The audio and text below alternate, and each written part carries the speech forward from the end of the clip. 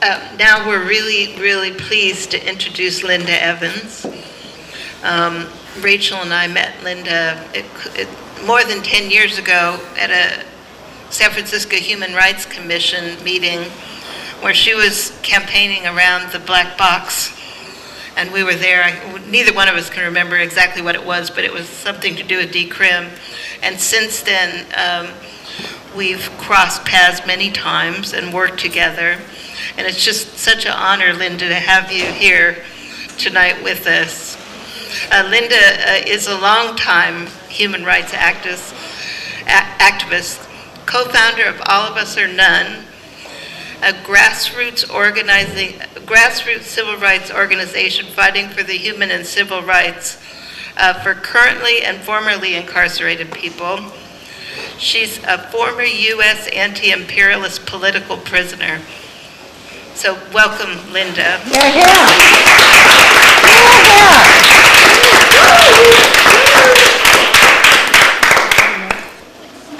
Can you? Okay, all good. Good evening, everybody. I'm really glad to be here and to see some familiar faces and people also that I don't know. So it's a wonderful opportunity to talk to everyone. As Lori said, I am a co-founder. We consider everybody who's a member to be a co-founder of All of Us or None, which is a grassroots organization formed by people who have been in prison, trying to fight for full restoration of our rights after we come back to the community. And of course, we are very concerned also with upholding the human rights of all people in prison. And so we have collaborated with American Friends Service Committee and many other organizations who are working to support the 5 demands of the people in the shoes, in the California shoes, for better treatment and really basic human rights. And hopefully we'll end up shutting down the shoes altogether. That's really clearly the only solution. Just like I think decriminalization of prostitution, both for the people providing sex services and also for the people trying to access those services, there's no reason in the world for any of those activities to be criminalized. And of course, what we're here today to discuss is what exactly is compensation, what have we been struggling for in terms of the changes, what exists now, and what can we get? You know, that is a vast improvement. So I think it's important, as Rachel talked about, to recognize that the money for restitution, for the restitution fund, for the compensation fund, is all coming from poor people. Mostly people of color who have been put into prison and charged with crimes that basically in California, for any crime that created a loss or any kind of damage to a person, you will be compensated. So basically the qualifying crimes involve physical injury, threat of physical injury, or death. I don't know, people don't necessarily know what the compensation funds go to. Basically, if you're the victim of a crime, you can collect reimbursement funds for a lot of different types of expenses. So, for example, funerals, any kind of burials, for crime scene cleanup, for ambulance fees, hospitalization, medical expenses, counseling, mental health care, relocation if you have to move because of the crime that was committed against you. So this is significant for poor people who are mostly the victims of crime as well, because they can't afford. Who can afford an ambulance fee, right? They're very expensive. Who can afford hospitalization? So the issue of compensation doesn't deal with the fundamental problems in our society, including the criminalization of prostitution, but it is an important area for people to survive. It's a requirement for people to be able to get the services that they need after having been victimized by crime. So I think that that's very important for us to remember, is that it is a reform that we're talking about. It doesn't deal with the actual causes of crime in our society. It doesn't deal with the fact that poor people and people of color are the ones that are going to prison for the vast majority of people. It doesn't deal with any of that. Just like the campaign that Lori talked about, she called it the black box. We don't call it that. Because I don't really want to call anything black that is, negative. So we just call it ban the box. And basically that campaign, also a reform campaign, has been extremely successful in equalizing or at least reducing the barriers to people who have been in prison getting jobs. So the campaign is to remove that question, have you been convicted by a court or of a felony, from all employment applications. And in San Francisco, we've actually been successful in expanding it to include housing and private employment. So again, it doesn't deal with the fact that there aren't very many jobs available, but at least it does reduce the discrimination against people who have been in prison, which is an obvious human rights issue. I think that the thing about restitution also, and the cost to our community, is that these debts are lifelong debts. They don't go away when you get out of prison.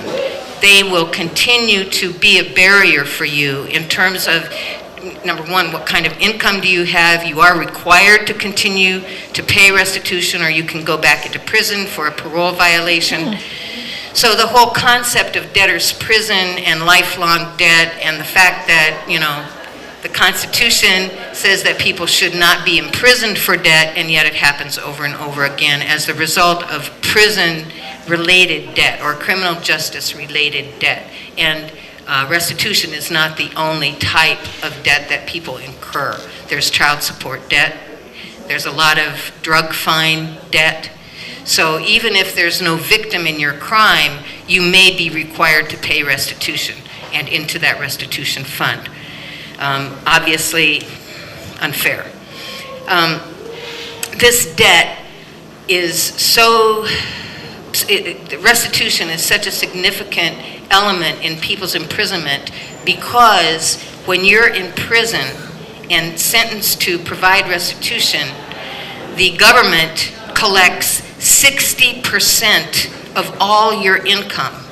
So if your family is sending you money so that you can call them on the telephone, which is extremely expensive, 60% of that money will be taken from you and go into into the state restitution fund. If you're working a prison job and making a lousy, 20 cents an hour, which is a good pay in prison, 60% of that money will be confiscated by the state for the restitution fund. And, I don't know how many of you have been in prison. I was in prison for 16 years, and it costs a lot of money to live in prison. You think everything is provided. Well, that's just not true. So if you want to have any kind of decent life, and much less, food to eat, you're going to have to spend some money in prison. And this is a severe problem for people, the fact that so much of their money is taken out. So we do believe that the Victims' Compensation Board is necessary. The program is a good program. People need it, but it needs to be radically restructured. And I think it's significant, and I think all of us who are prison and anti-prison activists should take credit for some of the changes in the climate that has allowed some of these changes to take place.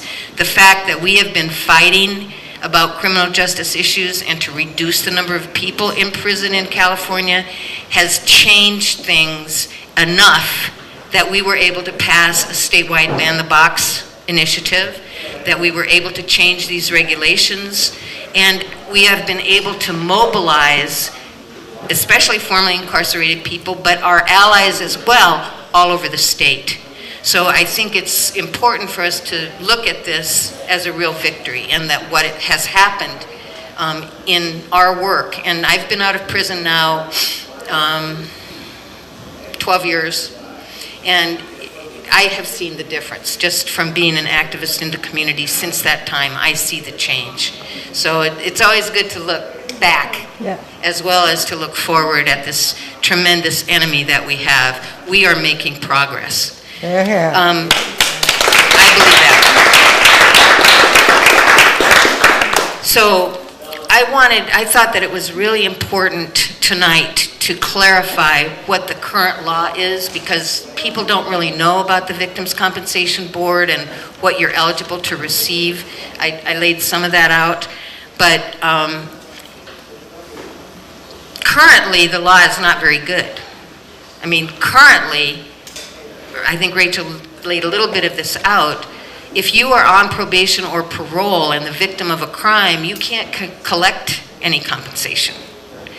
If you are a sex worker and you're beaten and dragged around the room by your hair, you can't collect compensation.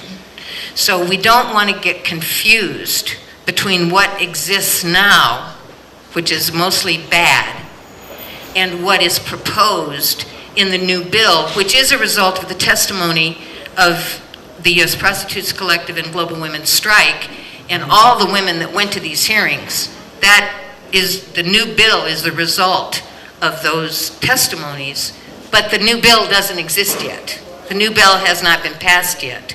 So if we want those changes, then we're going to have to become active around this issue to ensure that the changes actually happen. Because the changes are good. I mean, we were able to clarify, I'm going to talk now about the current law. We were able to clarify that ICE and immigration status is not considered as part of the current process. The reason this was important to us is that some of our members have been accused of being gang members. They've been included in the Oakland gang injunctions, which we are completely opposed to. And during the time that they were named in these illegal injunctions, they were victims of crime and were not able to apply for or believed that they were not able to apply for benefits. However, they were, because even though they were undocumented, their status was not considered, would not have been considered by the Victims' Compensation Board. Now, I know it's hard for all of us to believe that all the government agencies don't share information. You know, they probably do. You know, they don't tell us the truth, we know that. However, there is some kind of firewall, supposedly, in terms of their process between ICE and the Victims' Compensation Board. So I think it's important for us to spread that word in the community and make sure that people who are eligible for compensation and desperately need it know that they will not be prosecuted for their immigration status simply because they apply for compensation from the Victims' Compensation Board. Another element I think that is important to clarify that will not be changed is the fact that people on probation or parole cannot receive benefits. So that means that, and we know, a lot of sex workers are busted, right? Many of them have received probation or are on parole and they have to go back to prostitution to earn a living. Well, if they're raped at that time, even if they're raped, which most sex workers would be eligible for compensation, if the sex worker is on probation or parole and she's raped, she cannot collect any kind of compensation for medical, mental health care, or anything else. That is a really serious problem. And that will not be eliminated under the new law, the discrimination against people on probation and parole. Under the new law, the reason that women will be able to, and now this is the new law I'm going to talk about. So this is what we're trying to fight for in terms of the changes that have been proposed as a result of everybody's work. Prior misdemeanor convictions will not disqualify someone. So if your prior conviction is a misdemeanor or a non-serious or non-violent felony, you will not be disqualified. So that is really good news in terms of both the prioritization. Under the current law, people who have prior convictions that are felonies, any kind of felony, are prioritized at the bottom of the list So you will receive the lowest possible priority if you're a former felon and you apply for compensation. Right now, you're going to be at the bottom of the list forever. Originally, that was because they were fearing that there would be so many people applying that there wouldn't be any money. Well, the the restitution is so effective that they raise $117 million every year, and they have a reserve of $45 million. So it's not like they have so many applications that they need to deny people simply because they have a prior conviction. Also under the new law, denials, the whole question of involvement and cooperation is another element that we were mistaken about, I believe. We believed and were attacking the law based on the fact that cooperation with the police was required for people to be able to receive compensation. As it turns out, a clarification of the current law says that really there are many ways that the commission of this crime can be verified. And the cooperation with the police requirement was primarily to verify that a crime happened and therefore someone should be compensated. Now, what has become clear from discussions with the main counsel of the Victim Compensation Board is that other types of documentation may be used to prove that a crime happened.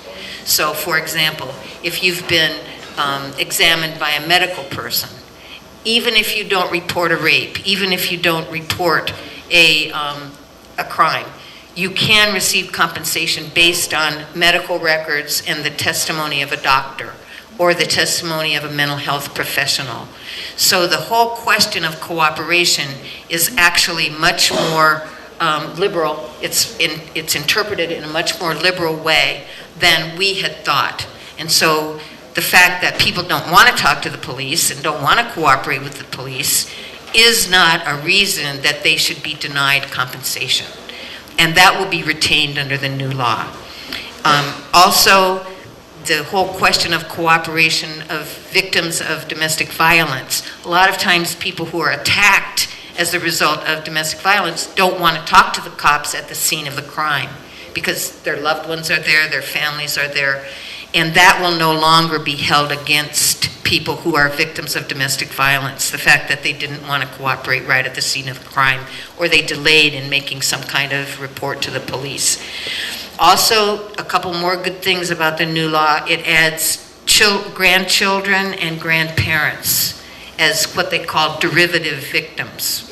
So basically, a whole family is eligible for compensation because the killing of someone or, crimes of violence against a family affect everybody in the family. And so if I'm the victim of a crime and I have a child who was also there, the child as well as myself is eligible.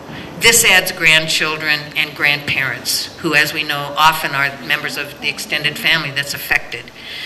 And the immigration status will not be considered under the new law as well, so that is retained.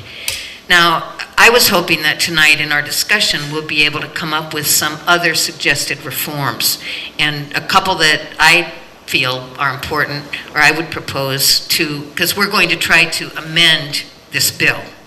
So everybody's input is really valuable in that, because we don't, there are a lot of things that still need to be changed, and if we can insert them into the bill before it's actually voted on, then maybe we'll win more than we would otherwise.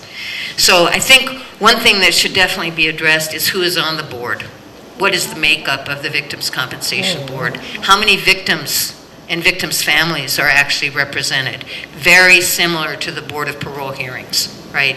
We know who's on that board. It's almost all law enforcement. So I think the inclusion of people directly affected on that board would be very important. Obviously, another change that we should fight for is to allow people on probation and parole to receive compensation and not to have to wait until after they're released from probation or parole to receive benefits. And we also believe that people in prison should be eligible to receive compensation for the terrible treatment. And many of them, of course, are attacked by guards, and so the violence against them is state violence.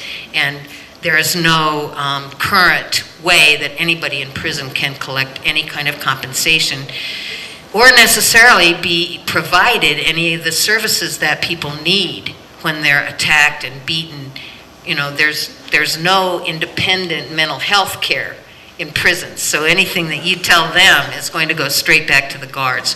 So there's a whole element of what happens to people who are incarcerated regarding crimes and compensation and services, and even for their families, that is not addressed in the current bill either.